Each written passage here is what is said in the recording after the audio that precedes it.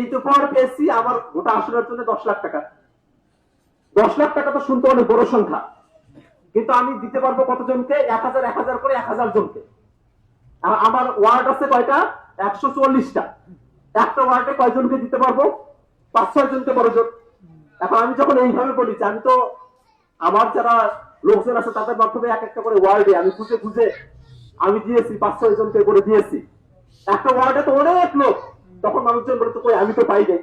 ভাই একটা ওয়ার্ডে তো 3-4 হাজার করে মানুষ আছে। 3-4 হাজারের মানুষের মধ্যে যদি 3-4 জনকে 5 জনকে আপনি দেন তাহলে কি খুঁজে পাওয়া যায় সেটা?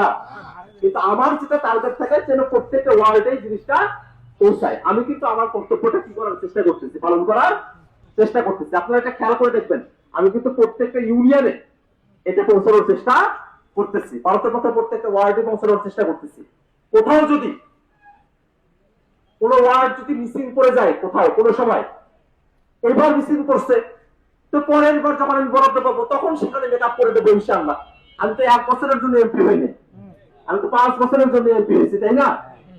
যদি আপনাদের 9 নম্বর ওয়ার্ডে এবার মিসিং করে থাকে, ইনশাআল্লাহ আমি পরের বছর যখন এই বাজেট পাবো তখন আমাদের একটা কম্পিউটারে এই তথ্যগুলো আমাদের সংরক্ষণ করা আছে, তখন আমরা পরের বার এখানে আমরা এটা সমন্বয় করবো ইনশাআল্লাহ।